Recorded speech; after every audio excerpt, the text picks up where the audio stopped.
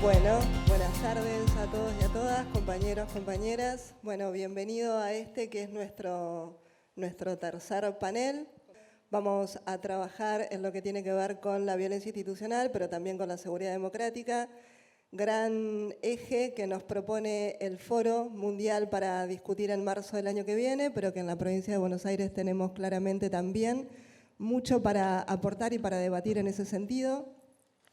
Comentarles que esta mesa, cuando la pensamos desde la Subsecretaría de Derechos Humanos, lo pensamos sobre todo también con la intención de mostrar una articulación y un trabajo de coordinación en el marco de lo que son las políticas públicas del Ejecutivo Provincial en función de la creación del COPREVIOL. Este espacio que se da desde la gestión de nuestro gobernador Axel Kicillof, justamente como una intención o con una perspectiva multiagencial para poder discutir las cuestiones que tienen que ver con la vulneración de derechos, y estos derechos estamos hablando de una perspectiva de derechos humanos, pero con las violaciones y los vejámenes que también tienen que ver con cuestiones que ocurren en la actualidad, entre ellas las fuerzas de seguridad, también los desalojos, diferentes cuestiones que nos atañen, de la que la provincia de Buenos Aires también toma, debate y lo proponemos acá como un espacio también de intercambio. Así que en ese sentido la mesa va con esta propuesta. Comentarles de forma muy cortita, también acompañando a esta definición del Estado provincial de la COPREVIOL, específicamente dentro de la Subsecretaría de Derechos Humanos. Desde el año pasado, desde el inicio de la gestión, primero contarles, para los que no saben, seguramente con muchos venimos articulando en el territorio, tenemos una dirección de políticas contra la violencia institucional, que es un hecho histórico, que está a cargo de nuestro compañero de Nano Álvarez, de Ignacio Álvarez, ahí. Es tímido el compañero, pero acá tiene sus fans, pero que también eso nosotros, bueno, una dirección que depende de la Dirección Provincial de Protección, se entendió, nuestro subsecretario Matías Moreno entendió que es una temática que es la más acuciante en términos de violación y de vulneraciones actuales, que también intentamos dar una perspectiva sociocomunitaria en términos de la intervención, entonces se pone el equipo de acompañamiento, por el cual también pido un aplauso, igual que para la dirección de Nano, porque hemos tenido la posibilidad de entender que no es solamente la intervención a cortas y a tontas en relación de lo que sucede específicamente a partir de la intervención y de la mala intervención de las fuerzas de seguridad, sino sobre todo también entender que las personas que sufren vulneración de derechos, violación de derechos, son personas integrales y que una vulneración es la cadena de una serie de vulneraciones y que en el territorio hay que poder también dar una mirada, una perspectiva, y que el Estado tiene que estar ahí también acompañando, y el equipo de acompañamiento eso lo hace muy bien, trae su experiencia con todo el acompañamiento en materia de lesa humanidad, y entonces en esta desafío nuevo creo que estamos como a la altura de las circunstancias para poder pensar de qué manera acompañamos de forma integral en el territorio. Y por el otro lado, y en ese mismo sentido, también comentarles que tenemos un programa que lo pensamos justamente en cómo potenciar estas instancias en términos de la posibilidad que tenemos en el territorio, un poco lo que decían los compañeros en el panel de apertura, poder organizar. Entonces tenemos el programa que es Barrios sin Violencias, que un poco también va en este sentido de poder construir una mirada con agentes territoriales en términos de poder no solo recuperar las experiencias que ya tiene el territorio, sino ponerlas en un sentido de construcción y de organización. Todos y todas acá sabemos que la organización vence al tiempo. Dentro de las políticas públicas también tenemos que tener ese principio rector, que es poder acompañar en ese sentido de qué manera posibilitamos que esa organización en los territorios se pueda dar. Así que este panel, más que bienvenido en ese sentido, muchos tienen para aportarnos y también para abrir acá un debate para todos nosotros, así que muchísimas gracias por acompañarnos, obviamente. Y le vamos a dar la palabra a Guido Lorenzino, en primer lugar como titular de la Defensoría del Pueblo y como parte integrante de la COPREVIOL también. Hola. Bueno, gracias. Bueno, buenos días a todas, a todos. Para mí es un gusto compartir con gente que uno respeta y sobre todo quiere mucho, pero sobre todo el respeto por la trayectoria y la lucha y la mirada en todos estos temas de los cuales hoy vamos a hablar, tanto Raquel, pero en particular Paula y Norberto, dos compañeros que en los últimos 2 años hemos transitado cosas juntos y bueno, a unir, los he aprendido a respetar y a conocer y sobre todo me parece que es gente que tiene mucho para plantear por las organizaciones que ellos conducen respecto a la problemática que recién planteaba la compañera. A mí se me ocurren decir 3 o 4 cosas respecto al tema, porque es un tema que obviamente es para días, pero creo que a 40 años vista de esta democracia incipiente que tenemos y que entre todos y todas tratamos de cuidar todos los días, cuando días atrás escuchaba a la vicepresidenta planteando el tema de la seguridad, la verdad que sentí, por un lado, la bronca y el dolor como dirigente político de hacerme cargo de la responsabilidad en ese fracaso, pero también esa agenda que planteó a todos los que tenemos o tuvimos y tendremos responsabilidades públicas, nos obliga, nos compromete y nos lleva a tener claridad y decisión, que es lo que tal vez no hubo en estos 40 años. Y no tiene que ver con los nombres propios, acá no es responsabilizar a unos o a otros. Creo que no es un problema de personas, es un problema de sistema. Es un sistema que está claro que fracasó, es un sistema que no da respuestas, es un sistema que da miedo, es un sistema que la única persona en democracia que intentó, y hablo de la provincia de Buenos Aires, yo soy bonaerense y me gusta hablar de lo poco que conozco que es la provincia de Buenos Aires. La única persona que intentó, que quiso, que trató de modificar ese sistema es quien juzgó a los responsables del mayor genocidio que tuvo la Argentina, que fue el gran León Aslanian. Creo que él se animó a eso porque sabía de qué se trataba. Todos los que estuvieron antes o después creo que no estuvimos ni estuvieron a la altura de la circunstancia por no conocer la gravedad de lo que había que transformar. Creo que Cristina el otro día puso en agenda con mucha claridad que esta es una deuda pendiente y si la democracia muchos sentimos que dio respuesta en muchos temas, pero en este tema claramente no estamos dando en el clavo. Así que los próximos 40 años que queden de democracia o los próximos 100, 200 años de democracia, en este tema tenemos que ponerlo en prioridad porque es la vida de los pibes que la policía mata arbitrariamente, pero también es la vida de ese vecino o vecina que le robaron y también se le fue la vida. Entonces, es unos y es otros. Entonces, el problema no es la gente, es el sistema de una fuerza de seguridad que nunca se pudo transformar, que no tiene que ver con las personas que las conduzcan, sino que tiene que ver con las prioridades que esa fuerza tiene. Por lo menos hablo de la provincia de Buenos Aires. Y creo que hay 2 temas, por lo menos se me ocurren 2, debe haber muchos más, pero hay 2 temas en los cuales todos vamos a estar de acuerdo. Pensemos por un lado o para el otro, votemos por izquierda o por derecha, que es bajar la reincidencia. Todos queremos un sistema penitenciario que saque a la persona que entró mejor de cómo entró. Esto es una cosa clave. ¿Para qué? Para que no reincida. Eso es un tema, un ABC.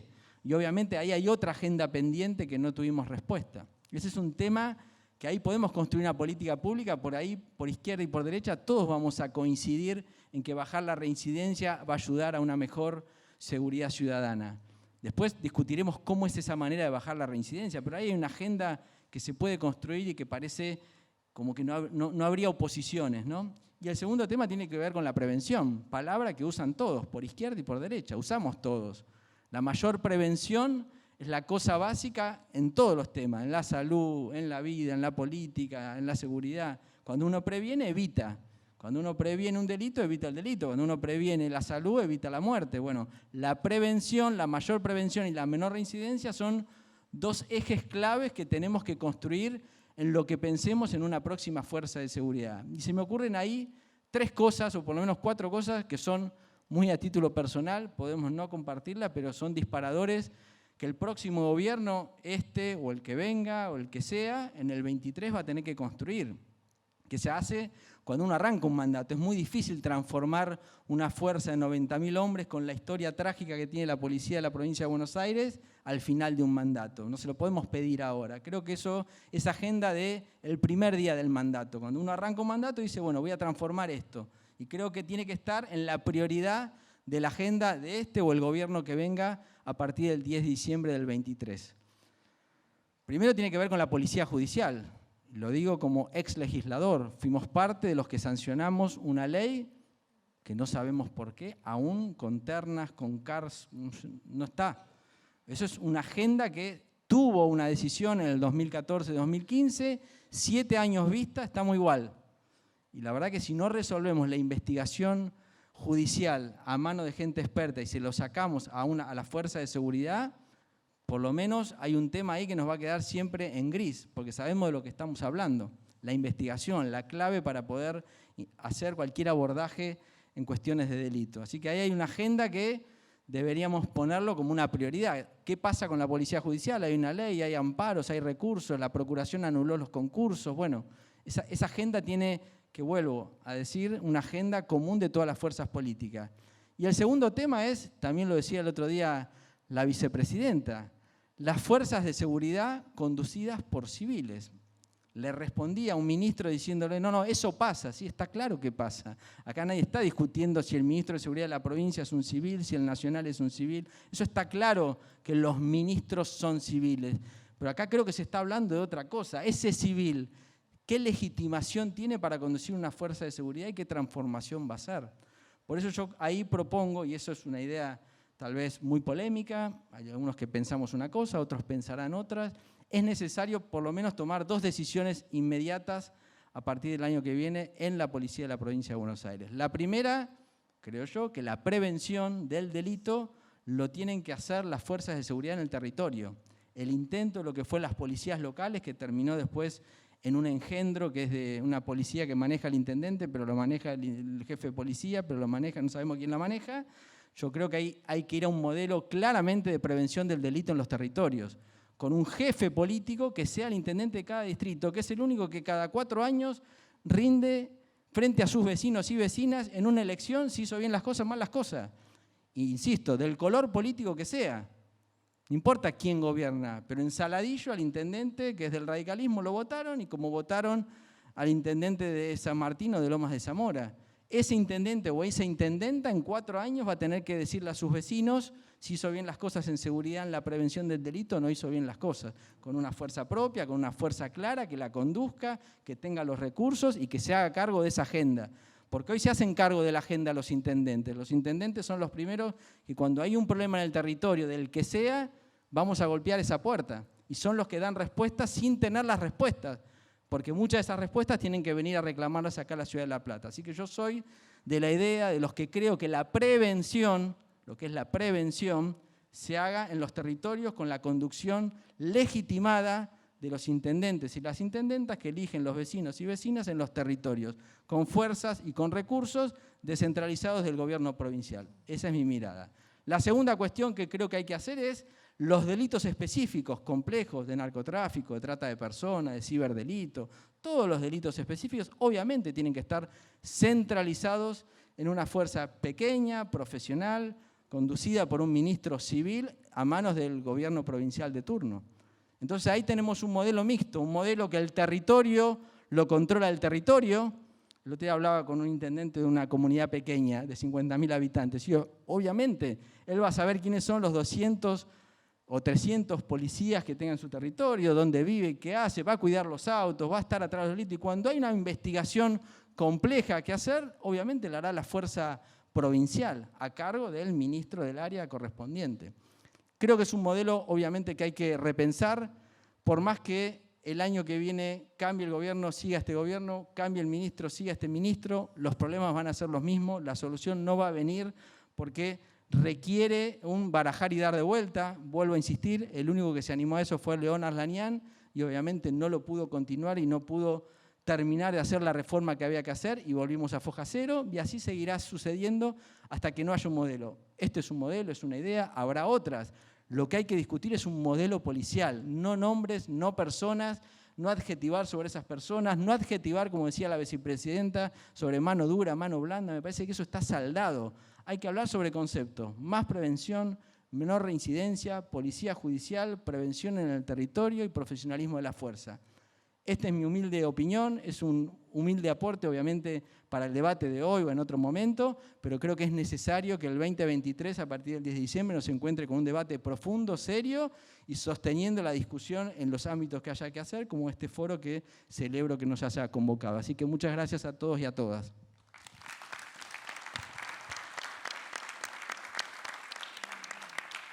Bueno, muchísimas gracias, Guido. Le vamos a dar la palabra a Paula Lizbaski, compañera integrante del CELS. Bienvenida, Paula. Bueno, muchas gracias por la invitación. Muchas gracias a todos por estar acá con este calor. Voy a tomar el guante de algunas cosas que planteó Guido, en el sentido que creo que, bueno, así como dijo él, que la vicepresidenta lo planteó el otro día a viva voz, en general hay como una idea de que los temas de seguridad mejor no discutirlos porque terminamos perdiendo siempre. Y terminamos perdiendo siempre, entonces mejor discutirlos. Entonces, en ese sentido, nuestra idea desde el CELS es poner en discusión algunos puntos o tirar a la mesa de la discusión algunos puntos que tienen que ver con las políticas de seguridad en términos democráticos y cuál debería ser también o cómo discutir las políticas de seguridad desde una perspectiva de derechos humanos sin que seguridad y derechos humanos queden contrapuestos, ¿no? Que sea parte de una misma discusión, de una misma política, en donde no está la idea de que, bueno, quien gestiona la seguridad la gestiona por un lado y hay otras dependencias del Estado que hacen derechos humanos, ¿no? Esta falta de ida y vuelta y de construcción política en relación con la seguridad, diría yo que es el primer problema o un problema de partida. El otro punto para nosotros que es fundamental poner en discusión es el punitivismo como paradigma de intervención. Hay una especie de consenso transversal o casi transversal sobre que no se puede salir del paradigma punitivista porque eso es lo que genera empatía con la gente. Me parece que hay mucho para discutir en eso y creo que la forma en que eso se tiene que discutir es haciendo política. Y haciendo política quiere decir llevando la discusión a las bases, a las organizaciones sociales, a los barrios, a donde está la discusión sobre seguridad y, bueno, tratar de plantear, de mostrar modelos o esquemas de intervención que no apuesten únicamente a la maximización del castigo o a la respuesta estatal violenta, ¿no? en términos de castigo como única respuesta a los conflictos sociales. Es muy paradójico que da la sensación de que se viene diciendo que durante todos estos años en la provincia, en Argentina, pero sobre todo en la provincia de Buenos Aires, rigió el paradigma garantista. Si uno ve las cárceles hoy en la provincia de Buenos Aires o la cantidad de personas detenidas en la provincia de Buenos Aires, estamos en más de 50.000 detenidos cuando hace unos años, recuerdo la discusión con Scioli en el 2014, estábamos al límite de las 30.000 personas detenidas y eso era ya escandaloso. Ahí ya discutíamos con el gobierno de Scioli que era inadmisible. Hoy tenemos alrededor de 50.000 personas detenidas, casi con una infraestructura similar a la que teníamos en aquel momento.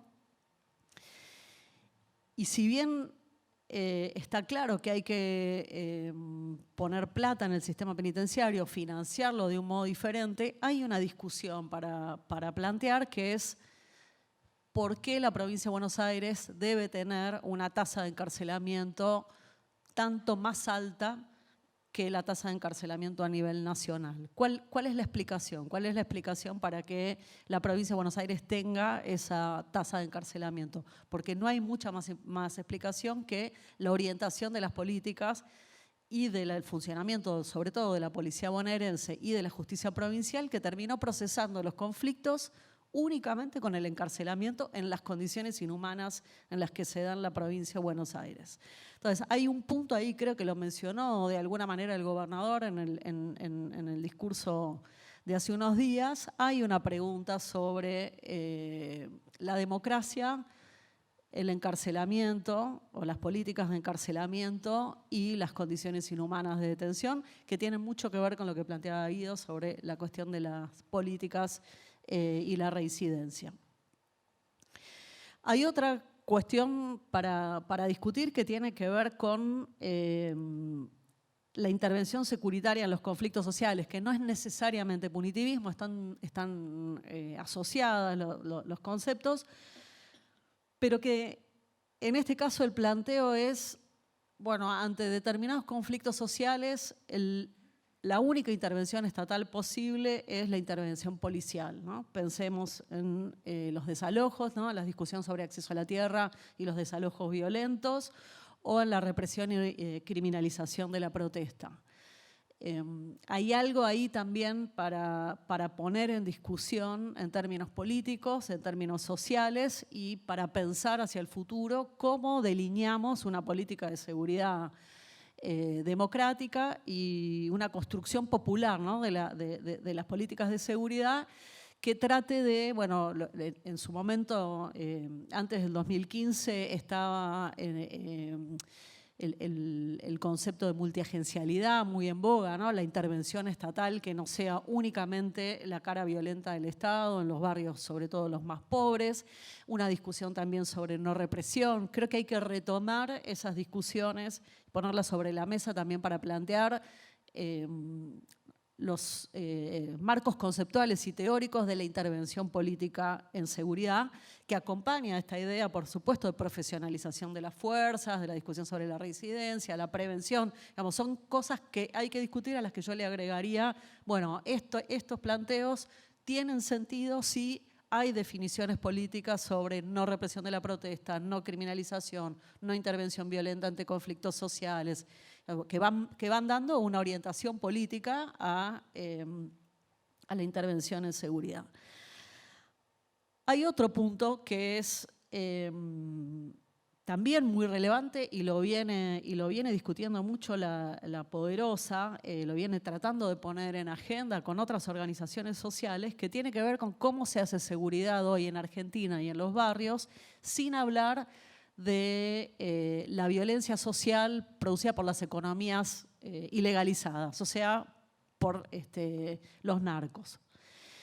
Ahí hay mucho para pensar también en cómo se interviene desde el Estado y cómo se construye con las organizaciones sociales para bueno, bajar estos niveles de violencia y para no responder ante estas situaciones con intervenciones criminalizantes y muy autoritarias por parte del Estado, como es ir a tirar abajo búnkers o tomar o ocupar, hacer ocupación de barrios populares, ¿no? con lo discriminatorio también que implica eso. Ahí hay también un tema para pensar, para discutir, y esa discusión no puede ser únicamente una discusión desde el Estado, ¿no? Desde la política y desde el Estado. Tiene que ser un ida y vuelta en construcción con las organizaciones sociales, con quienes están todos los días en los barrios, y también una discusión de la política sobre drogas, ¿no? Es muy complicado pensar que se puede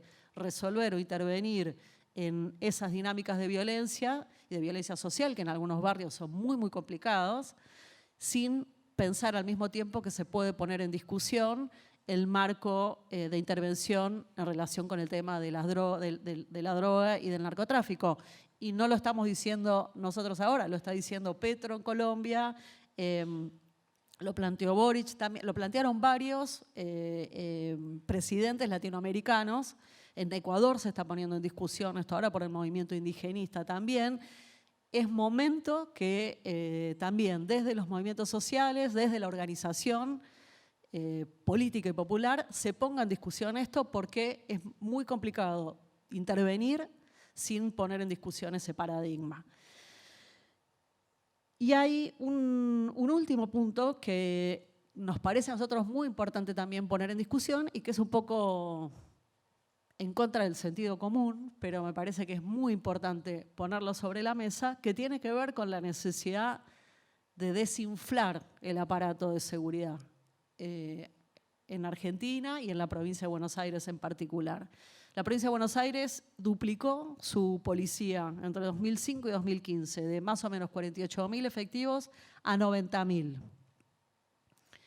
No hay mucha explicación para esa duplicación en términos de tasa de delito, más que lo errático de la política de seguridad y las decisiones en una espiral de crecimiento del aparato de seguridad que a las discusiones sobre seguridad solo se le responde con más recursos y haciendo crecer la política de seguridad. Recordaba las discusiones sobre las políticas, sobre las policías locales. Lo que terminó pasando es que esas policías locales se integraron en la policía bonaerense sin ningún debate. Entonces, bueno, es como si ahora empezamos a discutir a partir del piso de los 90.000 efectivos. Creo que ahí hay algo para poner en discusión, como se está dando también en otros lugares del mundo, movimientos sociales en Estados Unidos, por ejemplo, que ponen en discusión eso. Claro, Argentina parte de un lugar diferente, que es que necesita más recursos en algunos ámbitos de la política pública y de la política de seguridad, pero quizás no para seguir inflando el sistema, ya terminó, sino justamente para racionalizarlo, para achicarlo y para poner recursos donde tiene que ir. Vamos, también a esa maximización y ese sobrefinanciación o financiamiento del aparato de seguridad le sigue la desinversión estatal en áreas claves para el desarrollo comunitario. Ahí hay una pregunta para hacerse. ¿No tiene más sentido reorientar la inversión en otras cuestiones de reconstrucción de tejidos comunitarios, de vida social, más que en seguir pensando que la respuesta está en más patrulleros y más cámaras y, y alimentar el negocio de la seguridad? Bueno, lo planteo, y no lo planteo como algo que es una quimera, sino como discusiones que se están dando en otros lugares del mundo. Y eso va a, obviamente, bajar la cantidad de personas detenidas, de detenciones arbitrarias. O sea, tiene derivaciones concretas asociadas a prácticas menos violatorias de derechos humanos. Y cierro con esta pregunta, ¿no? ¿Qué políticas para el futuro construimos, tanto desde el Estado como de las organizaciones sociales, en un ida y vuelta de construcción que no sea solo de arriba para abajo? ¿Cómo construimos legitimidad social también para este tipo de intervenciones? Porque no podemos pensar o no podemos desentendernos de la idea de que hoy el sentido común, la televisión, digamos, la orientación de los debates públicos están yendo para otro lado. Pero ahí la respuesta es con más política, me parece, con más organización y con fortaleza en las intervenciones políticas, recordando, por ejemplo, a Aslanian y recordando también que muchas de las instancias en las que se intentó reformar el sistema de seguridad en términos democráticos quedaron truncas por resistencias y por contrarreformas que nunca permiten terminar de pensar si eso hubiera sido efectivo en el futuro. Creo que ahí hay que darle tiempo al proceso político también para eso. Entonces, por lo menos dejo preguntas para que sigamos discutiendo en el futuro. Muchas gracias.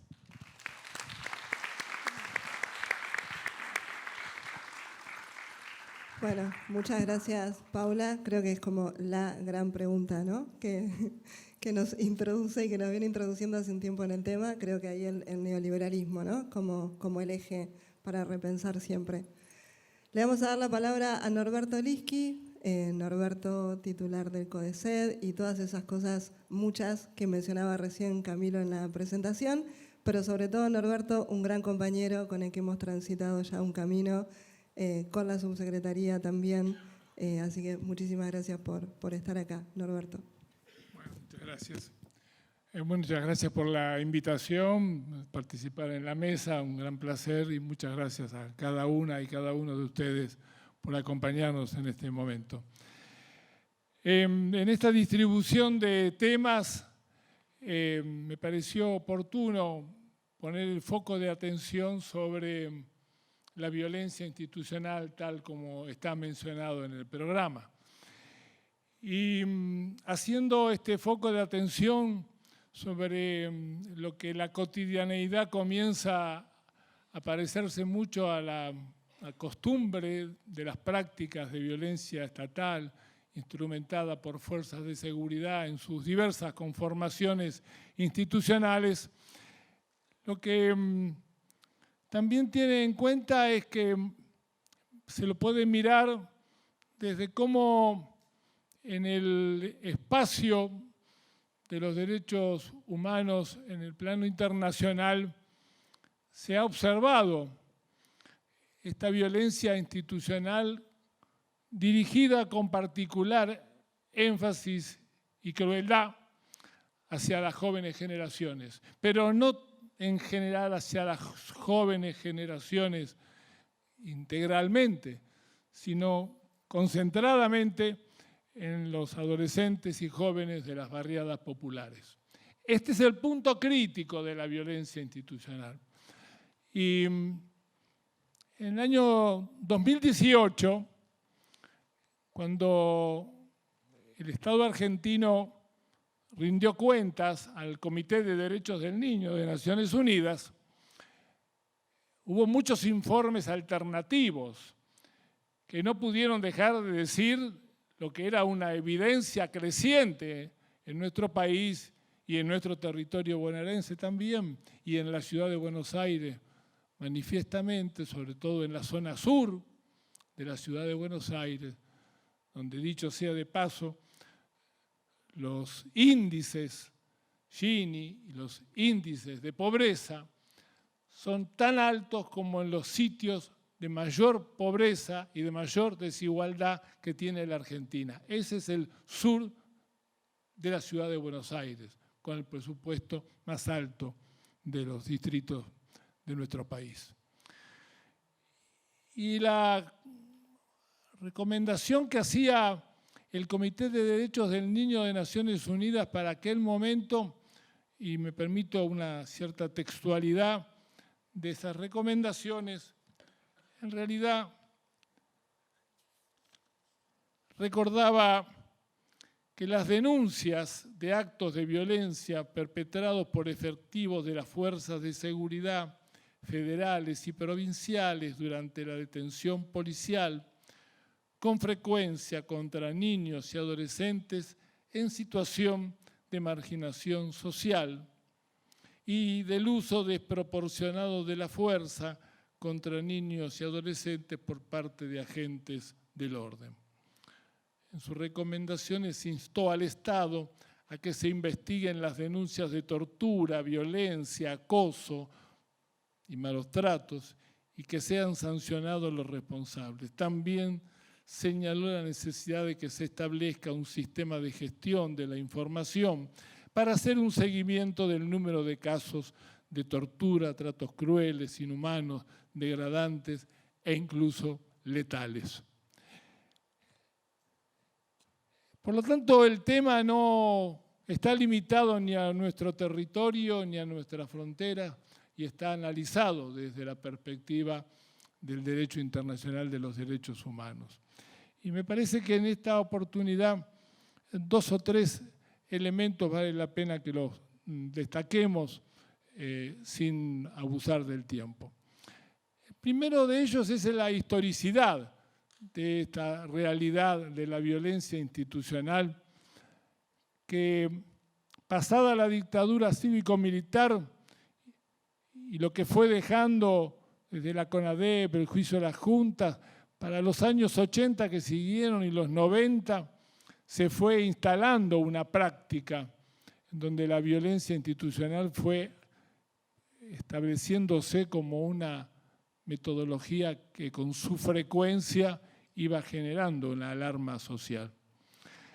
Y creo que la principal alarma no la dieron las investigaciones académicas, ni siquiera tal vez los organismos con tradición en derechos humanos. Tal vez las primeras alarmas fueron las propias víctimas que se organizaron, que ganaron las calles, que supieron denunciar a quienes eran responsables directos o ideológicos de la violencia institucional, sea en forma de tortura, sea en forma de acción letal. Por lo tanto, creo que hay un nacimiento muy cercano al nacimiento también de la recuperación de la democracia, donde se va instalando la lucha contra esta violencia institucional, que tiene principal protagonismo en las propias víctimas, sus familias y las organizaciones que se fueron estableciendo en torno a la misma. Luego también el aporte del mundo de la investigación, del mundo académico, del mundo que analiza estas realidades con factores cuantitativos y cualitativos.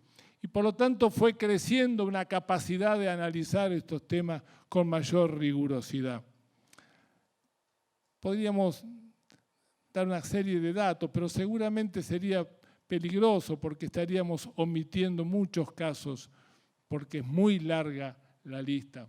Aunque tal vez en el nombre de Walter Bulacio tenemos como la primera sensación de que se instalaba el tema, aunque no fuera el primer tema.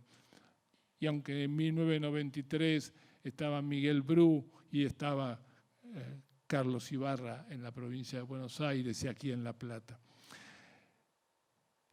Quiero decir que avanzar en la territorialidad de la violencia institucional, desde las instituciones que nos hemos puesto de acuerdo en su momento para ingresar más de lleno en el tema, se eligieron dos lugares. Uno en la zona de San Martín, en José León Suárez, particularmente en el barrio La Cárcova, y en el sur de la ciudad de Buenos Aires, en Villa Soldati y particularmente en el barrio Ramón Carrillo.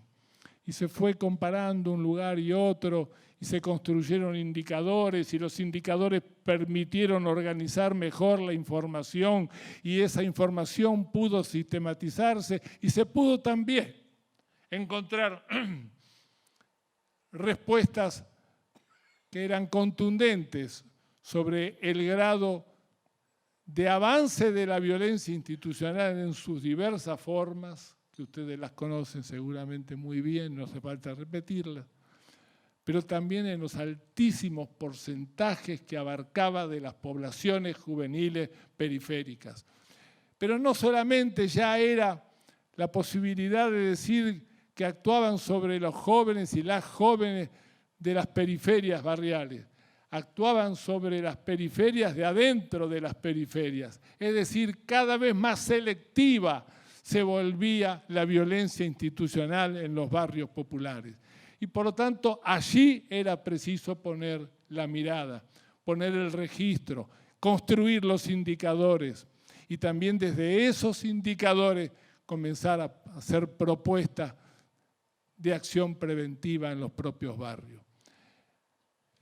La política de estrategias de prevención no puede suponer que la acción del Estado esté divorciada de las organizaciones sociales. La política del Estado necesita en estos territorios una fuerte relación integrada con las organizaciones de la comunidad, con las organizaciones de las víctimas y por lo tanto respuestas que vayan sumando capacidades preventivas, pero también capacidades de denuncia. El acceso a la justicia, que para la inmensa mayoría de las víctimas resulta un camino sinuoso, lleno de piedras, con dificultades, con burocracias que se intervienen a cada paso como para hacer más lejana la búsqueda de respuesta a la acción delictiva contra el familiar, en verdad necesita de una acción coordinada entre organismos comprometidos del Estado con las organizaciones que en los barrios populares también tienen una potencia cuando además se unen a las organizaciones de las propias víctimas. El cuarto punto que quisimos señalar en esta intervención territorial que está escrita y que puede ser leída y le hemos dejado obsequio a la subsecretaría de esta edición que se publicó, simplemente tomando nota de lo que estamos en 10 minutos tratando de describir de estos dos lugares del AMBA. Es el proceso reparatorio de la víctima que sobrevive a la violencia, de las familias que ven partir por la violencia a sus seres queridos y reclaman justicia. Creo que el proceso reparatorio no es simplemente una acción espontánea de solidaridad. Es solidaridad espontánea, pero también requiere de estrategias continuadas, sostenidas, de un acompañamiento que en los planos psicosociales y legales advierta que el principal protagonista no es el profesional a cargo de tal o cual disciplina, sino que son las propias víctimas las que tienen que tener un protagonismo activo en cada uno de los procesos reparatorios. Esta referencia ha permitido que en muchos de estos espacios, particularmente de las dos barriadas que he nombrado, muy numerosas, por cierto, algunos datos sean muy reveladores. En José León Suárez, sobre 300 jóvenes que fueron conversados, tratados en talleres, en espacios comunes, el 67% daba cuenta de haber sufrido niveles intensos o medianamente intensos de violencia institucional. Y en Soldati, en realidad cuando se describía con cierta categorización los niveles de violencia sufrida por las distintas fuerzas que circularon durante los años 2018-2019, que de este periodo se trata el análisis que tiene este trabajo, abarca hasta el fin del 19, principio del 20, pero lo central ha sido el 19, muestra ya no solo que el 67%, sino que muestra un aumento de la violencia letal. Y una violencia letal que tiene la característica de que en muy pocas oportunidades los responsables encuentran sentencias que lo condenen en su accionar. Y por lo tanto, casi como una repetición de actuar en defensa propia, de simular actos de enfrentamiento, de crear situaciones absolutamente de impunidad plena, constituyen una circunstancia que no puede pasar desapercibida y que por lo tanto registrarla, comentarla y multiplicar las acciones de denuncia constituye una de las líneas de prevención. Seguramente que el tema permitiría avanzar mucho más en el análisis, pero acompañado en esta mesa por quien representa justamente lo que nosotros consideramos el punto principal de la lucha contra la violencia institucional, me permito concluir acá y agradecerles la atención que han puesto. Gracias.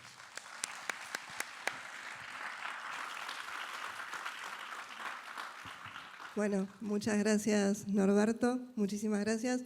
Es verdad, hacía mención, tiene un libro acá, trajo algunos libros, están en la mesita de la SUBSE, me parece que está bueno, tienen un gran trabajo de investigación en CODECE ahí, un poco de lo que contaba recién Norberto.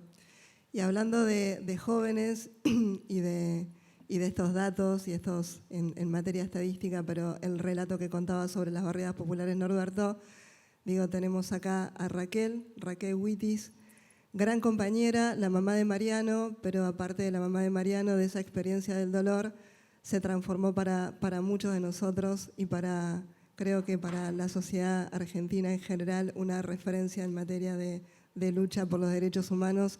Así que gracias, Raquel, por estar acá y por acompañarnos. Bueno, primero que nada, gracias a ustedes por invitarme. Gracias a los panelistas y a todos los que están con este día y este calor. Y que por ahí muchos quisiéramos a lo mejor estar en la marcha de la gorra. Pero bueno, todo no se puede. Y es importante sentarnos a debatir, a pensar y a reflexionar, porque nuestros pibes y pibas se lo merecen. Muchas de las cosas que voy a decir tienen que ver con los que me precedieron en el uso de la palabra. Es real, como decía Paula, que se intentaron implementar muchísimas reformas, pero no se sostuvieron el tiempo suficiente como para poder analizar cuál fue su eficacia, qué cosas se debían cambiar. Tuvimos también distintos, digamos, pensemos, la seguridad es una construcción histórica y social que tiene que ver con el modelo de Estado elegido. Nosotros tuvimos distintos periodos, a pesar de estar en democracia. Desde el 2013 en adelante tuvimos 2 periodos completamente diferentes en cuanto a la ampliación de derechos. La gestión macrista, yo diría que es un modelo cuasi gendarme, donde se incentivó la violencia en el espacio público, se reprimió a reclamos y manifestaciones populares, se persiguió a líderes políticos, a referentes sociales, sindicales, se felicitó a quien fusilaba por la espalda a víctimas en completo estado de indefensión. Y cuando se dan esos mensajes a la tropa, son muy difíciles después de revertir. Los años del kirchnerismo fueron distintos, hubo una ampliación de derechos, hubo una participación más activa de la sociedad y de los organismos de derechos humanos y de los familiares de las víctimas en las políticas que estaba llevando adelante el Estado. Por ejemplo, se creó el Programa Nacional de Lucha contra la Impunidad, del cual formé parte con varios familiares, y que fue un programa distinto y que realmente dejó huellas. En el 2009, recuerdo el Acuerdo para una Seguridad Democrática, que surgió del Centro de Estudios Legales y Sociales, pero que fue tomado e impulsado por organismos de derechos humanos, por referentes sociales, sindicales, y que fue adherido por todo el arco político. Creo que hoy tenemos que aguzar nuestra creatividad y voluntad para dar el debate y consensuar acuerdos que nos permitan una convivencia democrática excluyendo la violencia. También, digamos, se crearon áreas de violencia institucional, se definió la violencia institucional, cosa muy importante porque uno puede pensar, una vez que define el problema, cuáles son las políticas que me van a permitir erradicar. Pero tenemos otro tema, otro factor que es clave en la seguridad democrática y en la violencia institucional, en la sanción de la violencia institucional, que son los actores judiciales. Yo le voy a decir una frase de Hannah Arendt que me parece que tiene muchísimo contenido y describe muy bien a ciertos actores judiciales y a otros también. La frase dice: la violencia institucional, los asesinos de escritorio son el eje, el engranaje fundamental para el funcionamiento de la violencia institucional. Hoy tenemos actores judiciales que arman causas, que llevan adelante causas que no tienen pruebas, que no investigan causas gravísimas como el intento de magnicidio de nuestra vicepresidenta, Tenemos un poder judicial que es máximo, digamos, o de máxima sanción para los pobres, pero de mínima sanción para los poderosos. Tenemos una Corte Suprema que se arroga competencias de otros poderes, que saca del baúl de la abuela leyes, las desempolva y reemplaza las leyes vigentes. Tenemos 4 personas que hoy eligen el destino de nuestro país. 4 personas que tienen en sus manos la vida y la libertad de las personas. Por eso creo que tenemos que repensar nuestras instituciones, sobre todo aquellas que tienen que ver con el control de la autonomía o con la privación de la libertad. Y las debemos pensar desde el paradigma de los derechos humanos para desnaturalizar las formas que adopta la violencia, pero también la forma en que la autoridad se ejerce.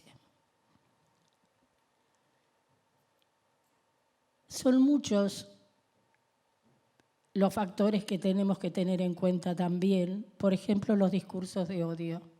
Los discursos de odio incentivan la violencia a escalas impensadas. Los discursos discriminatorios señalan, marcan como blanco a aquel que se tiene que eliminar, a ese otro que es diferente o que piensa distinto. Tenemos políticos irresponsables que hablan de meter bala o de dejar a los delincuentes como un queso gruyère. Y nosotros no tenemos pena de muerte. Sin embargo, esos discursos prenden en nuestra sociedad, lo cual es terrible porque aparte prenden y empoderan también a las policías y a las fuerzas de seguridad que salen de cacería por los barrios populares o que persiguen a las personas en situación de vulnerabilidad por su condición de migrantes, por su edad, por su sexo, porque consume estupefacientes. Ahí tenemos un problema y tenemos que dar la batalla cultural, porque estas cosas las tenemos que cambiar para poder tener una convivencia en paz. Me parece fundamental tener una policía que se han hecho muchísimas reformas, pero tenemos que pensar muy bien en la formación.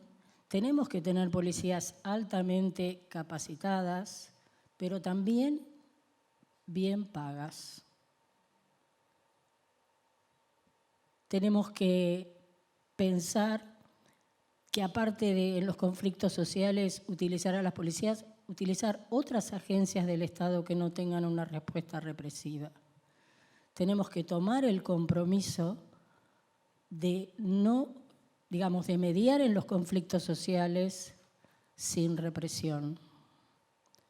Tenemos que implementar, como decía Guido, la policía judicial que hace tanto tiempo se creó la ley, porque eso va a traer transparencia en las investigaciones. Tenemos que pensar un poder judicial distinto, porque este que tenemos no nos sirve. Tenemos que pensar qué elección vamos a hacer, cómo los vamos a elegir a los actores judiciales y a los jueces, cuánto va a durar su mandato. Tenemos que tener prioridad de género en todos los tribunales. Tenemos que pensar por ahí en mecanismos que lleguen y sean accesibles, mecanismos de destitución accesibles a la comunidad, porque los que hay no nos sirven. Así que tenemos que debatir mucho nuestras instituciones. Tenemos una sociedad con una rica historia de luchas que han podido transformar desde los organismos del Estado al revés lo voy a decir. Tenemos una sociedad muy rica en luchas que las ha dado la comunidad, acompañada a veces por el Estado, pero que ha transformado realidades muy complejas. Hoy construyamos juntos ese paradigma de seguridad que nos permita que nuestros jóvenes dejen de ser un blanco móvil o un daño colateral. Necesitamos una sociedad que no reivindique la mano dura, que no reivindique la dictadura cívico-militar, que no reivindique la violencia para resolver los conflictos. No podemos volver a la vida a nuestros seres queridos, pero sí podemos y debemos luchar para que la historia no se repita. Muchas gracias.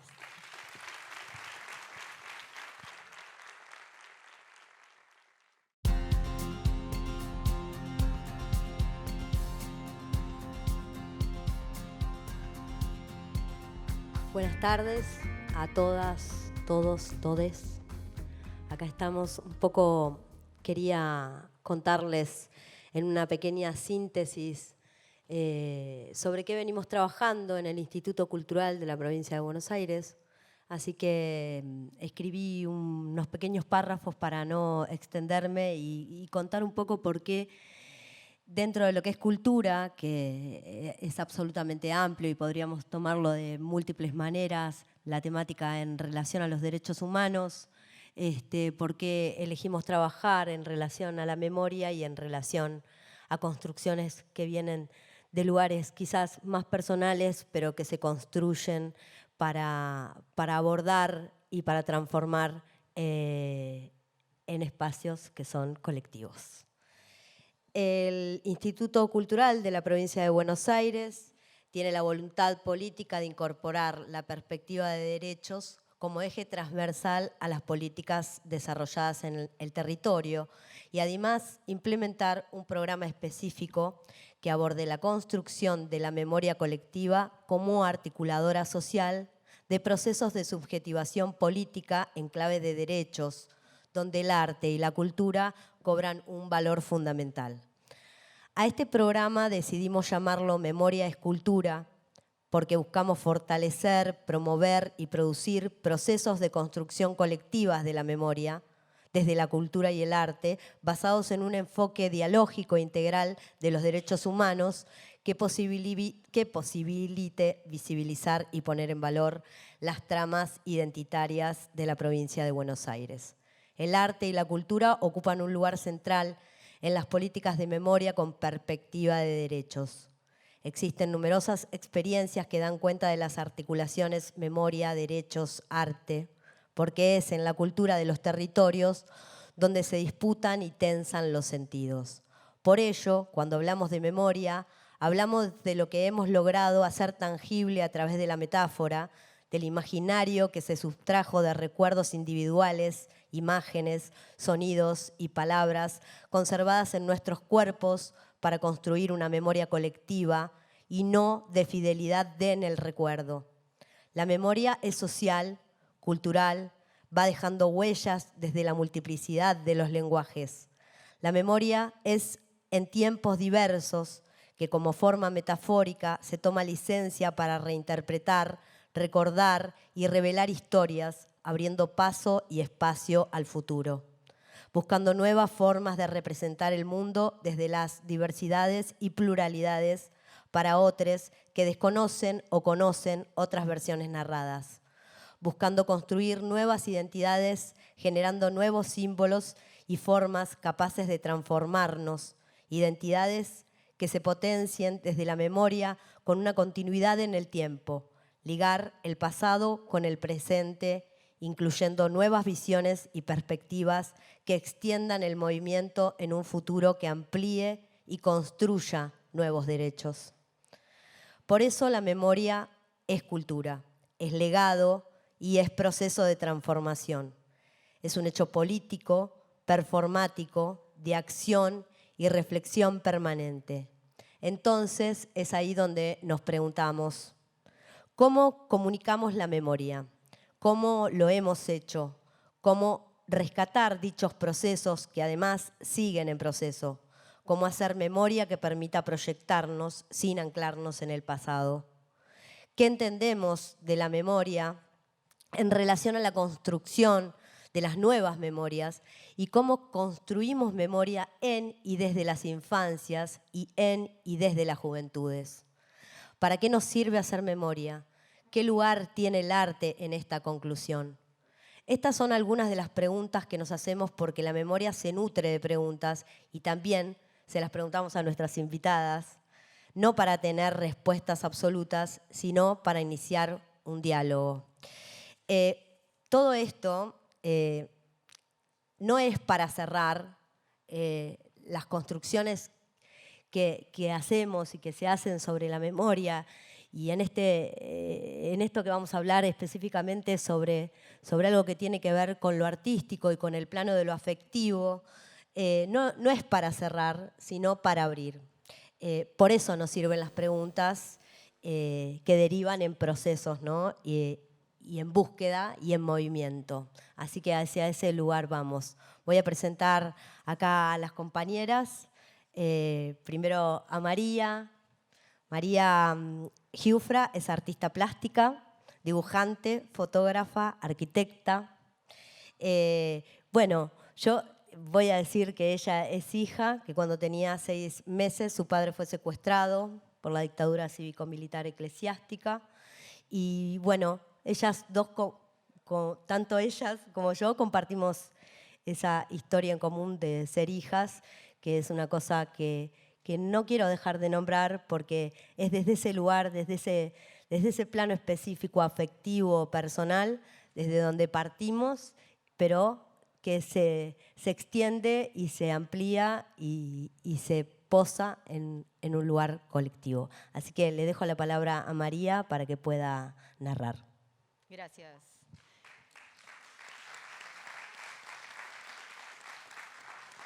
Bueno, gracias Ana Laura por la invitación y gracias a todos ustedes por estar acá escuchándonos. Voy a leer, cosa que no me gusta mucho porque me gusta hablar, pero como son 10 minutos no me quiero ir por las ramas, que es algo que suelo hacer, así que voy a leer. No nombré tu trabajo yo. Ah, bueno, lo voy a nombrar bastante, así que... Bueno, vengo a hablar en realidad de mi libro, La niña comunista y el niño guerrillero, que es una historieta. Pero también tengo una serie anterior que también trata de nuestra historia, que se llama Los niños del proceso, que es una serie de dibujos y pinturas que la pueden ver en mi página web cuando quieran. Bueno, La niña comunista y el niño guerrillero, la historieta como un modo testimonial de abordar la memoria. Quisiera contar algunas cosas sobre el proceso de hacer una historieta testimonial. Una historieta que narra las infancias de niñas y niños, hijas e hijos de desaparecidos y asesinados durante la última dictadura militar argentina. El proceso de hacer esta historieta me confirmó el doble compromiso que requiere todo trabajo testimonial. Perdón, había unas diapositivas para mostrar imágenes, no sé a quién le tengo que pedir, pero me gustaría que las pasen. Gracias. El proceso de hacer esta historieta me confirmó el doble compromiso que requiere todo trabajo testimonial. ¿Se ve desde ahí? ¿Se ve? ¿O les tapo yo? ¿No? Por un lado, la importancia de dar testimonio para el testimoniante, que se escuche su voz, que se tenga en cuenta su historia. Y por otro lado, la importancia de recibir ese testimonio, la importancia del testimonio para el futuro, para las y los lectores y para la historia. Cuando comencé con el trabajo de hacer esta historieta no tenía del todo claro por qué me resultaba tan urgente e importante, solo sentía un pálpito muy fuerte. Comenzar a tomar testimonios fue el primer ejercicio metódico para la historieta. No tenía idea de cómo iba a enlazar o a utilizar estos testimonios, que además también tenían que estar entrelazados con mi propio testimonio. Tenía que trabajar con mucha racionalidad sobre intuiciones fuertes que sentía. Decidí no hacer preguntas, ninguna, a nadie. Y así fue como me lancé, literalmente, al encuentro con mis testimoniantes que tenían que recordar los momentos más duros de sus vidas para compartirlos conmigo. Momentos de infancia en dictadura en los cuales muchas y muchos fueron testigos de asesinatos de sus madres, de sus padres y de sus hermanas o hermanos. Testigos de secuestros, de violencia, de terrorismo de Estado. Yo quería que me contasen lo más doloroso de sus vidas, que volvieran a pasar por esos momentos. 40 años después, les pido que recuerden. No sabía cómo iba a resultar todo este proyecto en el cual yo tenía un compromiso total. Decidí llegar a cada encuentro con una sola y única consigna. Contame tu infancia. No interrumpí nunca ningún testimonio, no pregunté nada, solo los escuché hasta que cada cual decidió poner fin a su testimonio. Dentro de lo que es la historieta testimonial, les quería comentar cuáles fueron las 3 historietas testimoniales que me hicieron de guía y de maestras y maestros. Por un lado, El Maus, de Art Spiegelman, toma el testimonio de su propio padre, que es un sobreviviente de Auschwitz, y tras la muerte de su madre, que ya no podía tomar testimonio, intenta tomarle testimonio a su padre y cuenta en la propia historieta la dificultad de llevar a cabo esta acción. El segundo libro es Notas al pie de Gaza, de Joe Sacco. El periodista y dibujante aborda a partir de testimonios un episodio trágico sucedido en 1956 en Rafah, una ciudad al sur de la Franja de Gaza, en donde más de 100 palestinos fueron asesinados por soldados israelíes. Joe Sacco encara la calle con ojos de periodista y quiere reconstruir los hechos, quiere buscar la verdad. Y la última es Persépolis, de Marjane Satrapi, que es un libro autobiográfico, autotestimonial de la iraní que relata su niñez en medio de la Revolución Islámica. Son 3 historietas sobre sucesos trágicos de sus vidas que atraviesan la vida personal de las personas y que mediante el testimonio estos autores intentan reconstruir la verdad. Después de 3 años de trabajo, La Niña Comunista se edita, sale a la calle y comenzamos a hacer presentaciones en las cuales participan mis testimoniantes. De todos esos encuentros surgen en mi cabeza 2 ejes principales para hablar de La Niña Comunista en torno a la memoria, que son lo colectivo y lo testimonial. En cuanto a lo colectivo, ¿por qué trabajar con otras historias además de mi propia historia? Me preguntaron varias veces sobre el hecho de por qué mi decisión de contar la historia a nivel grupal y no solamente mi propia infancia. ¿Por qué no centrarme en mi vida solamente? ¿Por qué no contar únicamente mi punto de vista? Elegí encontrarme con la voz de otras y otros y darle lugar en el libro, el mismo lugar que tengo yo misma. Creo que es un modo de correlato grupal en donde intento mostrar el carácter colectivo que nuestra historia tuvo desde sus comienzos. Nuestras madres y nuestros padres accionaban su vida para un cambio y una revolución en la vida de toda la sociedad.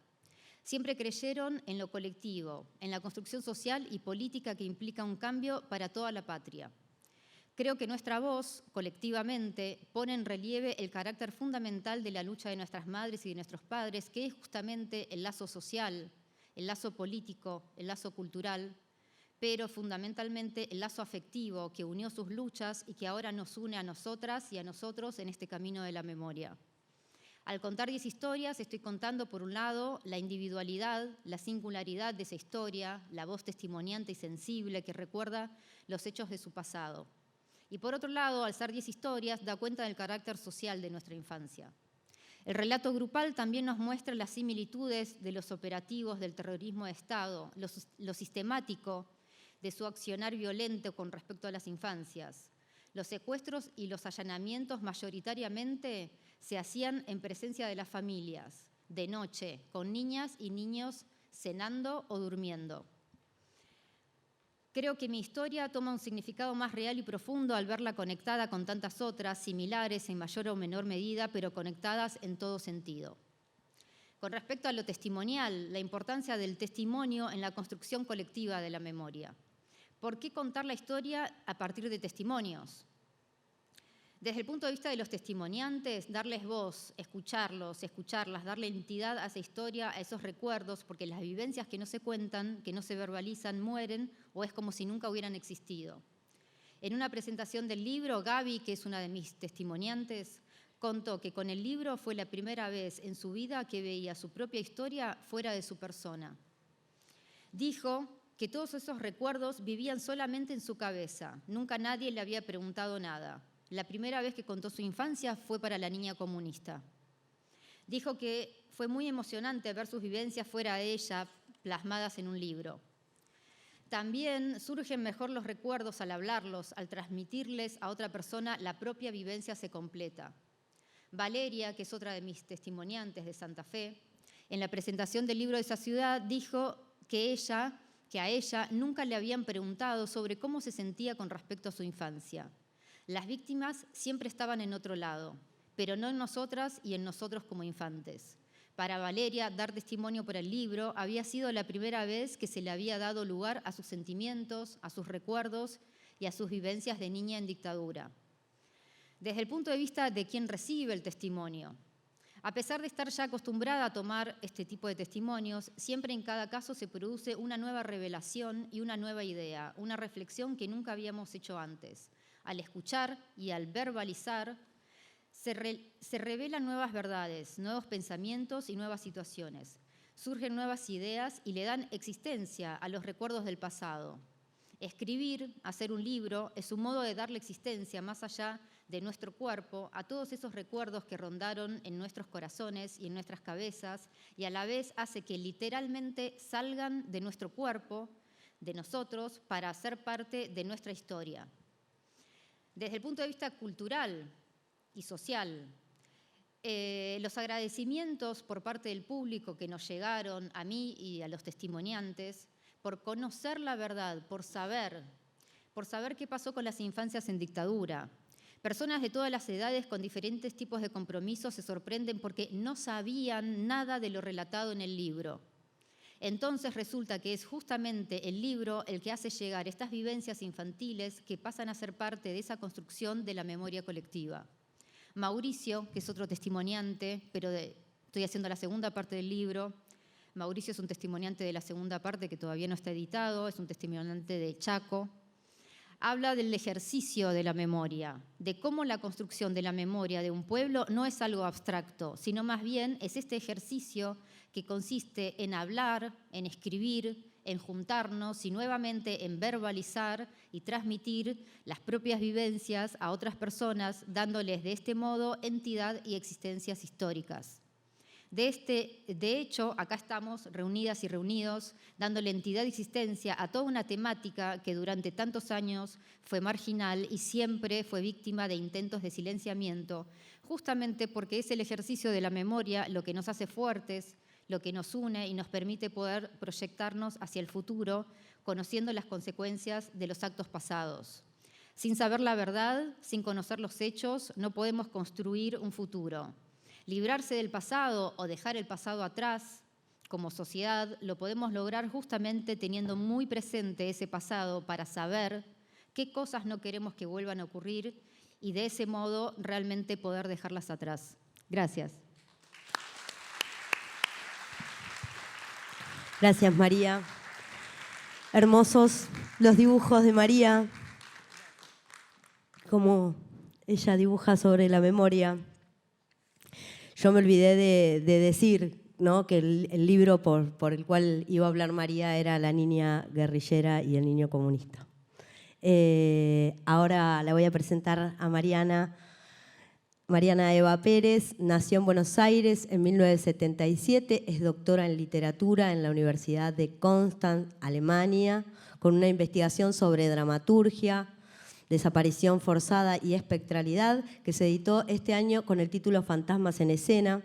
Escribió las obras teatrales Instrucciones para un coleccionista de mariposas, Ábaco y Peaje, entre otras. En 2012 publicó la novela autoficcional Diario de una princesa montonera, 110% verdad, reeditada en versión aumentada y definitiva por Planeta en el año 2021. Es becaria doctoral del CONICET e integra el grupo de estudios sobre teatro contemporáneo, política y sociedad en América Latina, con sede en el Instituto de Investigación Gino Germani de la UBA. Participa en diversas organizaciones de familiares de desaparecidos desde su infancia. Así que le damos la palabra a Mariana. Bueno, muchas gracias, Ana, y en vos, gracias a todos los y las organizadoras de este preforo por la invitación y por abrir este espacio para estas reflexiones. Es muy loco porque hace muchos años que no nos vemos con María y sin embargo lo que preparamos las dos obviamente tiene muchísimo que ver, pero hasta en la elección de las palabras, así que espero no ser demasiado reiterativa. Le agradezco un montón a María haber compartido también parte de este proceso del libro de la cocina, de este libro tan importante. Y bueno, pensé que tenía más tiempo, así que escribí más. Voy a tratar de no leer algunas partes y si vemos que se hace muy largo me avisás, ¿dale? Bueno.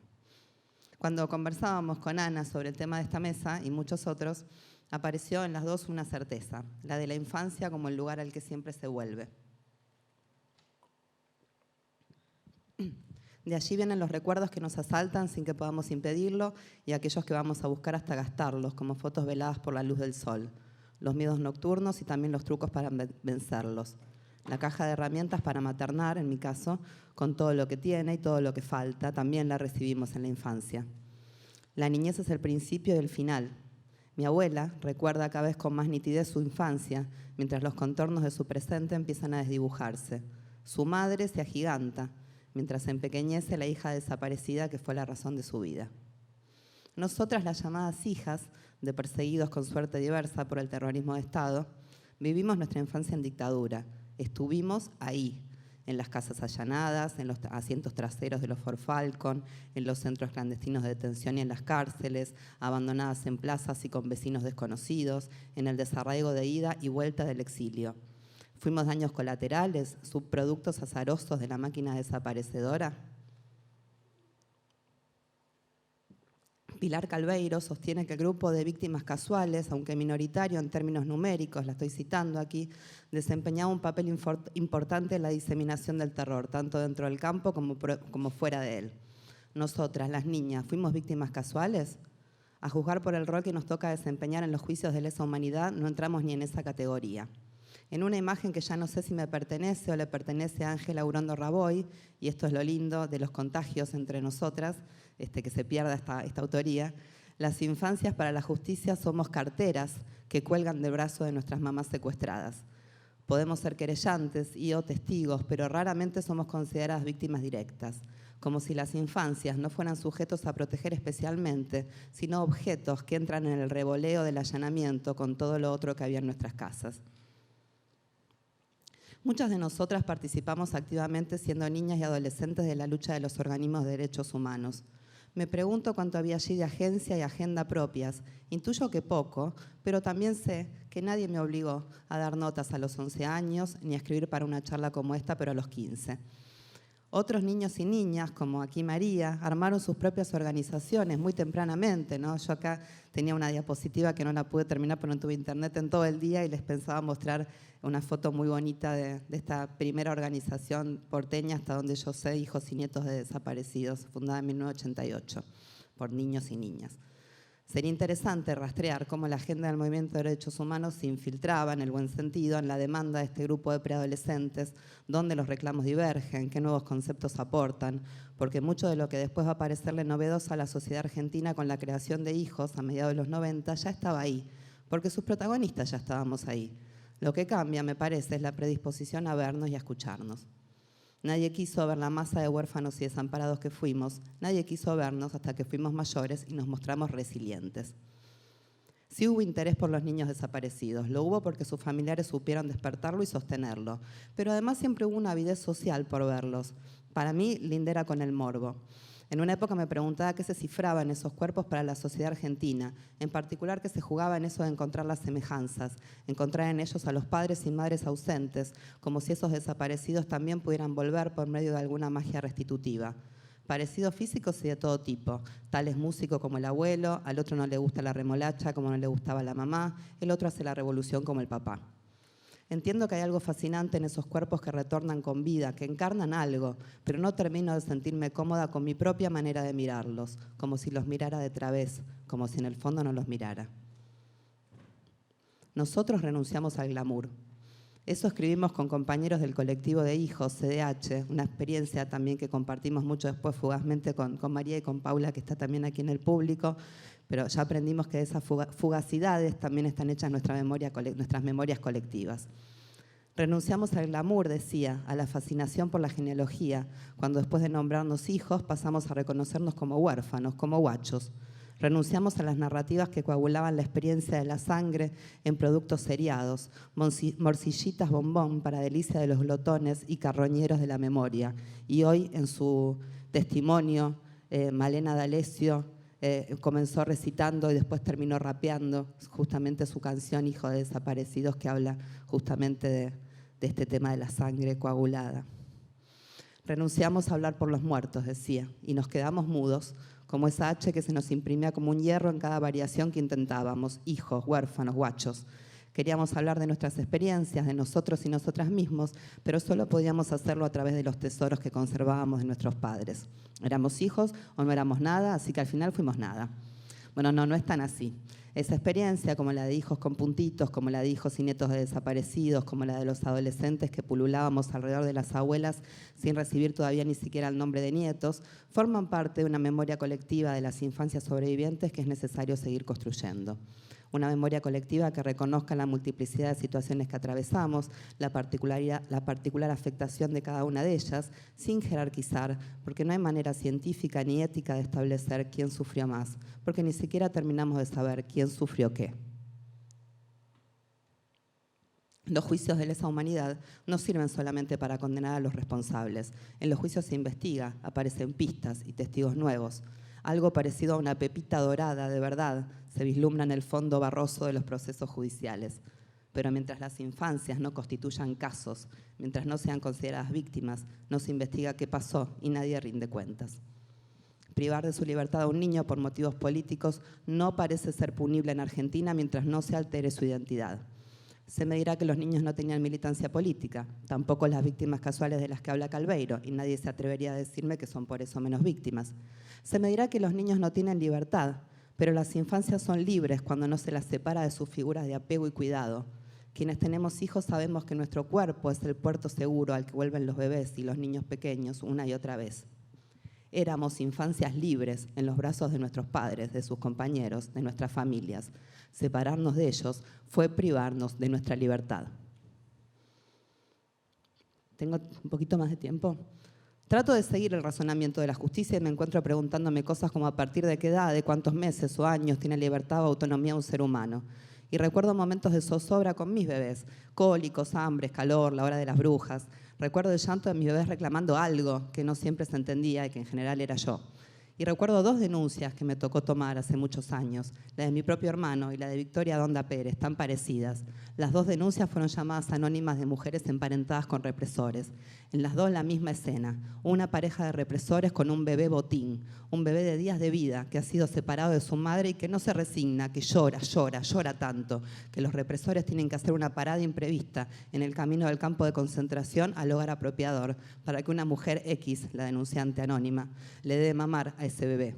Ni siquiera un bebé tiene una capacidad de agencia nula. Un bebé puede llorar tanto como para arrebatarle una pequeña victoria a un par de milicos.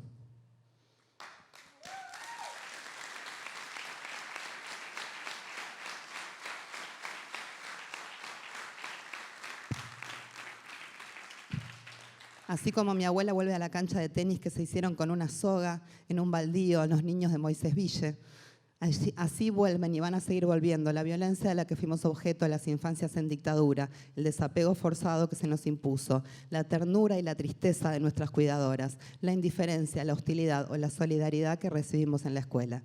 Lo que se sufre en la infancia y no se repara, ¿puede repararlo solo el tiempo? Lo pregunto porque hace unos años, cuando nos juntábamos con el colectivo de hijos, se nos decía que nuestras reivindicaciones eran cosas del pasado, que había otras urgencias que atender como las víctimas del Paco. Este año me tocó escuchar una respuesta similar de parte de un colega de la academia, pero esta vez lo urgente y grave a atender eran los precios. Nuestra hora parece no llegar nunca, y es como si esa demora misma cancelara la ofensa. Lo que no se hizo por las infancias víctimas de múltiples violencias de Estado ya no se hará, ya es tarde. El razonamiento se parece demasiado a la impunidad biológica que procuran los perpetradores a fuerza de evadir a la justicia durante años, décadas, hasta estar demasiado enfermos y viejos para ser juzgados. Pero pasa que la infancia es el lugar al que volvemos siempre. Siempre estamos buscando algo de nuestros amados padres en los pliegues de la ropa que vistieron hace 40 años, buscando la caricia imposible en los objetos que tocaron. Siempre estamos balbuceando algo que no se entiende, masclo, matisclo, como el niño Urbinek que muere en Auschwitz, libre pero no redimido. Eso dice Primo Levi, y yo me pregunto, ¿qué redimiría a las niñas y niños que fuimos? Busco respuestas en el llamado arte de hijos. en el que se ajusta ese nombre encuentro lo de siempre, nuestra preocupación por nuestros padres, por lo que habrán sufrido en la tortura, por la inquietud de sus huesos insepultos, por sus sueños revolucionarios inconclusos. Ahora que soy mamá y que conozco la preocupación de mis hijos cuando me enfermo, por ejemplo, por no decir cuando me angustio por estos temas, entiendo mejor nuestra necesidad de cuidar a nuestros padres. Pusimos nuestra mirada sobre ellos durante mucho tiempo y era normal, porque eran nuestros padres, porque los amamos y porque los mataron. Busco más respuestas, o mejor dicho, más preguntas, en las producciones culturales que se corren del hijismo, como por hijismo entre comillas, ¿no? Es un poco un chiste, como camuflaje, un chiste con el familismo, que es una categoría real de la academia.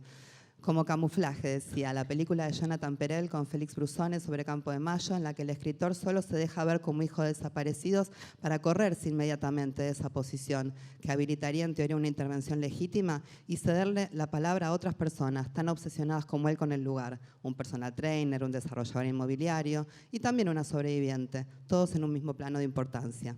La memoria ha de ser plural también porque es cambiante. Félix viene ensayando desde hace años distintos ingresos literarios y performáticos a Campo de Mayo y sus alrededores. Y su Campo de Mayo particular, la geografía imaginaria de su Campo de Mayo, es y no es la misma a lo largo del tiempo, a lo largo de su obra. Lo contrario, una memoria que no cambia, un relato de memoria siempre idéntico a sí mismo, es otra cosa, es liturgia. En Antivisita, formas de entrar a la ESMA, formas de entrar y salir de la ESMA, que fallido. Un proyecto que comenzamos con mi prima, es que me quedo adentro después mucho rato, yo después de esto también. En Antivisita, formas de entrar y salir de la ESMA, un proyecto que comenzamos con mi prima Laura Calaus, nos preguntamos por la repetición, por su potencial ritual. Antivisita es una visita guiada experimental a la ESMA, pero fuera del actual museo. Este año la estrenamos en el Centro Cultural Pacurondo, en la UBA. Está pensada como una serie de representaciones conjuro que pueda de alguna manera colaborar en el trabajo de duelo colectivo por los desaparecidos, donde la repetición de una estructura dramatúrgica y escénica, al volver a pasar por los mismos lugares y volver a decir las mismas palabras, se enriquece con los escenarios dislocados a los que llevamos la ESMA y los aportes del público que participa. Bueno, esto no lo voy a leer porque intuyo que ya es muy largo, ¿no? Salto un poquito. Antivisita, a ver.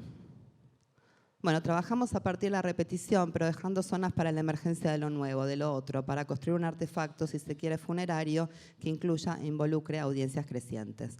Antivisita y camuflaje comparten una misma preocupación por el destino de los lugares que fueron escenario de horror y también una vocación por ingresar a esos sitios con otros, habitarlos con otros, salir del discurso compartido entre quienes vivimos más o menos lo mismo, por más lindo que sea olvidarnos ya quién dijo qué, animarnos a hablar sin sobreentendidos, a hacer chistes sin saber si habrá código del otro lado, a mirar a los ojos a otros con quienes no nos reconocemos con la mirada, una expresión que me revelaba de los primeros tiempos de hijos, y buscar en esos otros ojos nuevas formas de reconocimiento.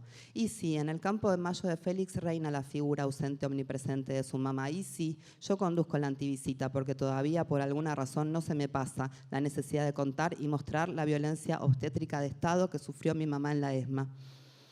No es tan fácil dejar de ser hijos.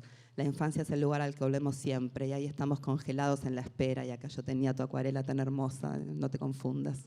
Siempre estoy esperando a mi padre.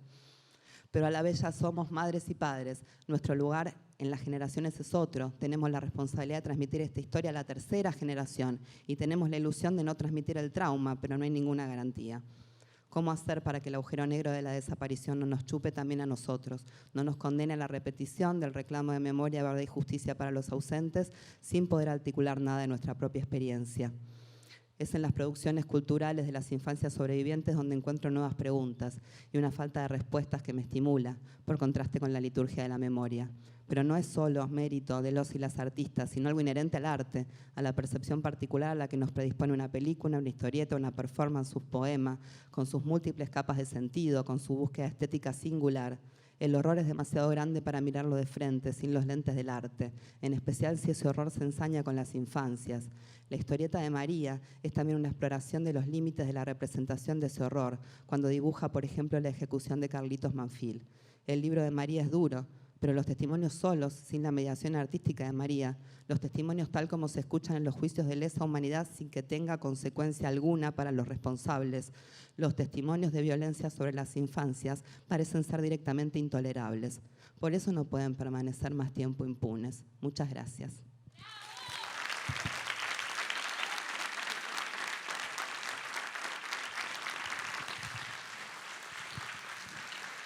Bueno. Así como Malena D'Alessio hoy declaró en el juicio y pudo rapear y salió de su cuerpo también, ¿no? Desde el plano de lo afectivo, casi como una especie de manera de vomitar una realidad que no quiere quedar atrapada. Agradezco a estas compañeras por estar acá, por poner el cuerpo, porque es la manera de saber que estamos vivos.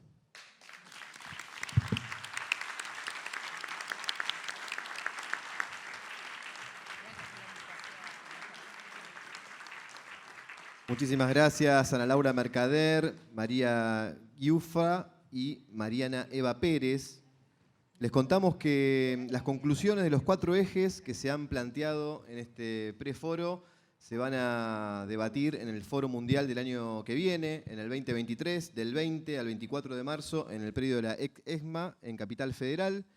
Y ahora, antes de despedirnos, tenemos una presencia muy especial. Va a estar con nosotros una artista catamarqueña, cantante y compositora de música popular. Ella se llama Nadia Larchert. Está con nosotros aquí y nos va a deleitar con algunas canciones. Ahí está bajando por la escalera, entonces ya en segundos.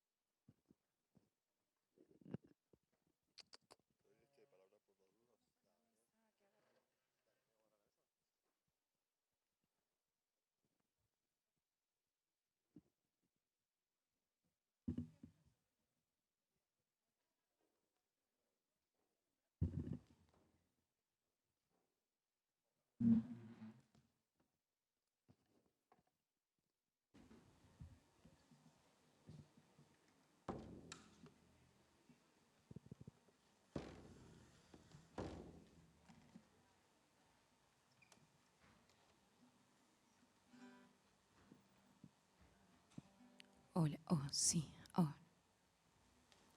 Muy buenas tardes. Bueno, sé que están acá desde tempranito escuchando, participando, opinando, creando, construyendo en este preforo, y les agradezco a quienes se quedan a escuchar un poquito de música. Creo que la idea de que haya música en este encuentro suyo y nuestro es básicamente que podamos seguir confiando en el arte como puente, ¿no?, de las emociones del sentir. Soy de Catamarca y allá también hay una memoria que resiste en la forma de estos cantos y este instrumento que les quiero compartir.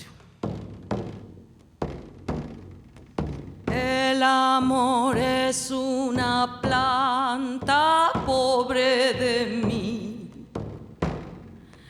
que nace del corazón y donde me han visto una prenda que yo la perdí. Si la vieras con desprecio, pobre de mí, se ha de secar sin razones y donde me han visto una prenda que yo la perdí. No me gusta encender fuego, pobre de mí, por no estar sopla que sopla y donde me han visto una prenda que yo la perdí. Yo solo canto esta copla, pobre de mí, luego me callo la boca y donde me han visto una prenda que yo la perdí.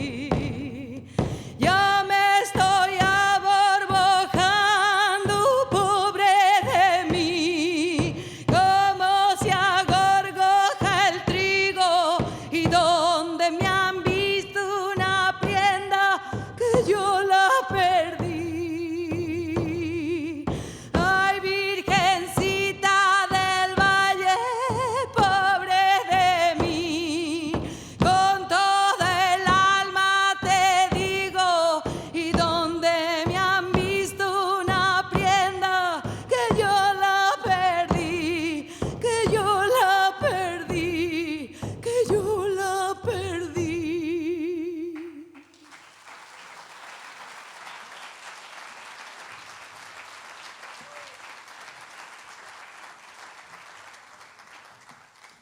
una música muy antigua, que no tiene dueño ni dueña, y que forma parte de la memoria de las abuelas y de los abuelos de los pueblos originarios y de estos lugares, montañas y valles, de esta Argentina inmensa.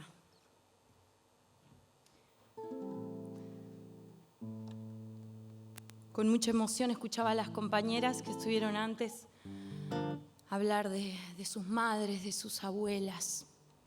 Y hay todavía un silencio gigante en las montañas, un silencio a las mujeres pastoras que todavía no pueden cantar libres con sus voces. Y acá estamos las nietas haciendo sus venganzas. Canta, María, que tu voz la escuchen los vientos. Grítale al tiempo un lamento. Sana mi herida.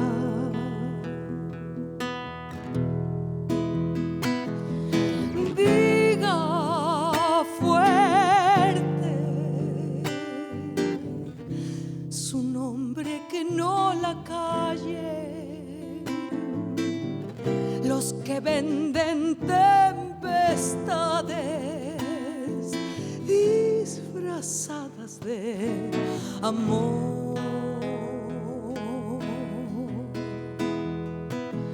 Y que el dolor que un puño te abrió sane con este canto. Te entrego mi voz, canto por vos, soy solo flor de tu árbol, alarido de tu vientre. Yo soy la nieta de María Daniela Aguilera, a la que una vez le prohibieron cantar. La ira, la ira, la ira, la ira, la ira, la ira, la ira, la ira, ira, ira, la ira, ira, ira, ira, ira. Y cuando te nombres en mi voz renacida, yo cantaré tu alegría, florecerás cada día.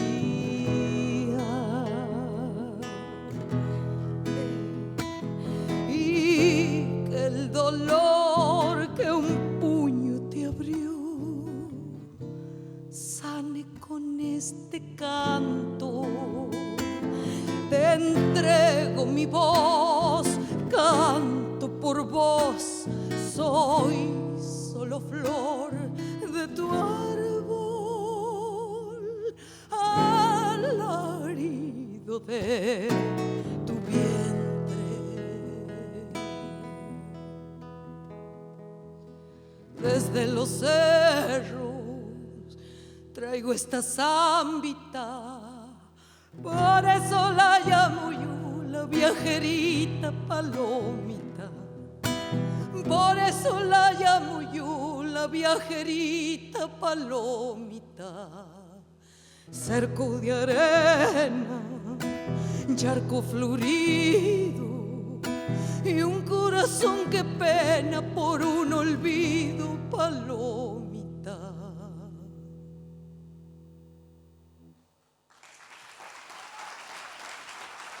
Muchas gracias.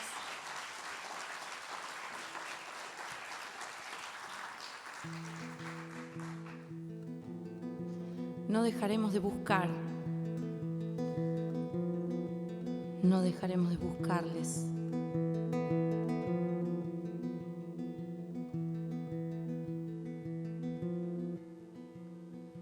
¿Dónde estás? Te busca mi alma. Si me faltas no hay más nada, la muerte nos arrebata mucho más que las miradas.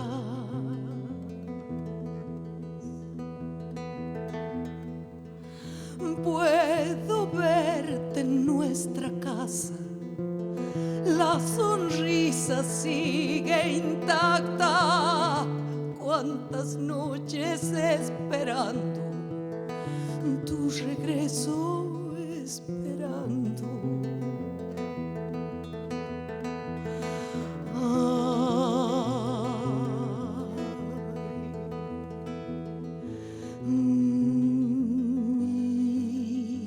Si me ves cantando pa' buscar un norte que te devuelva mis pasos, yo te amaré, sabiendo que estás lejos, que me encuentro con los vientos y tú volverás.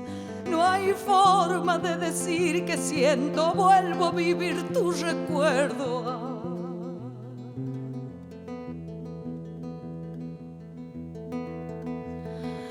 ¿Dónde estás? Te busca mi alma. Si me faltas no hay más nada, la muerte nos arrebata mucho más que las miradas.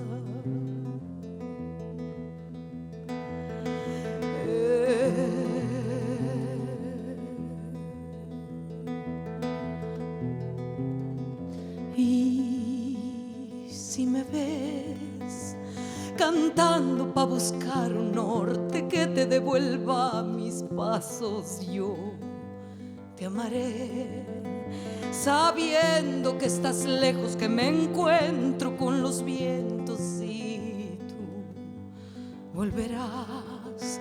No hay forma de decir que siento, vuelvo a vivir tu recuerdo. Y si me ves cantando pa' buscar un norte que te devuelva mis pasos, yo te amaré, sabiendo que estás lejos, que me encuentro con los vientos y tú volverás.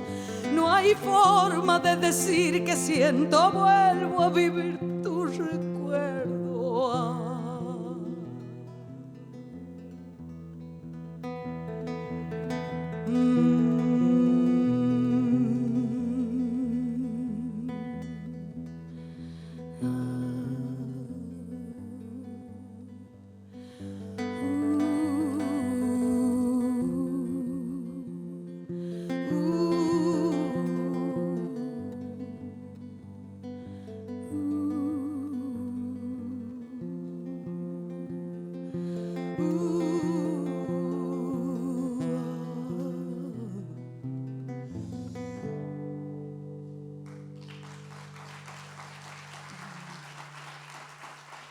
Muchas gracias. Gracias por escuchar. Bueno, estas pequeñísimas canciones que traje para compartirles, que hablan también del ambiente, de nuestro monte, de nuestro campo. Sé que una de las mesas en este preforo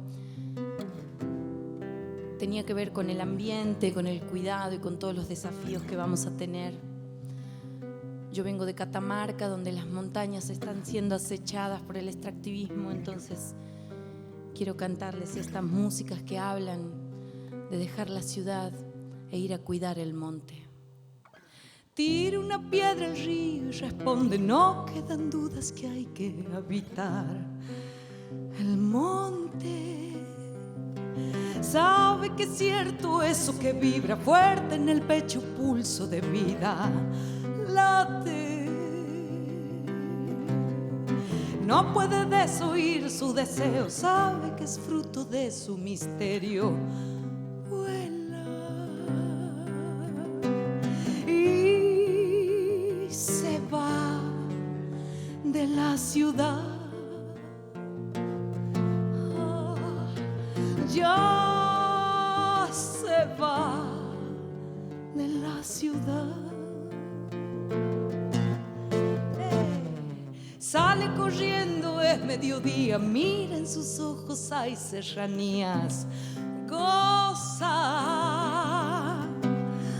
Su niño crece libre, capullo, al sol florece, cuánto murmullo. Vida, vida, vida. Y está tranquila, mira sus días, cuánto coraje inspira tu valentía. Y se fue de la ciudad. Ya se fue.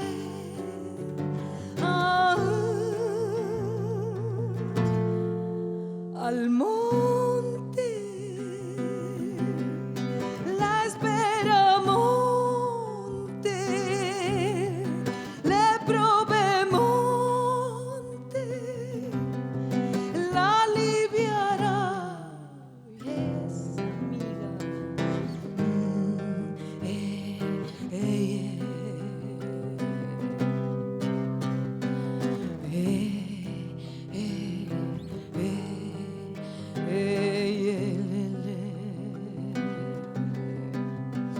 Y cuando estés con los pies descalzos sobre la tierra fresca y el sol te encienda ese brillo prístino en los ojos, no te olvides nunca, amiga, del maravilloso suceso de haber elegido lo mejor para tu vida. Monte la espera, monte le probé, monte le enseña, monte y será parte del monte.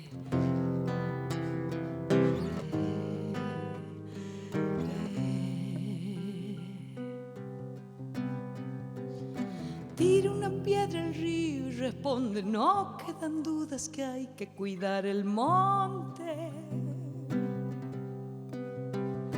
Sabe que es cierto eso que vibra fuerte en el pecho, pulso de vida late. Ya está tranquila, mira sus días, cuánto coraje inspira tu valentía.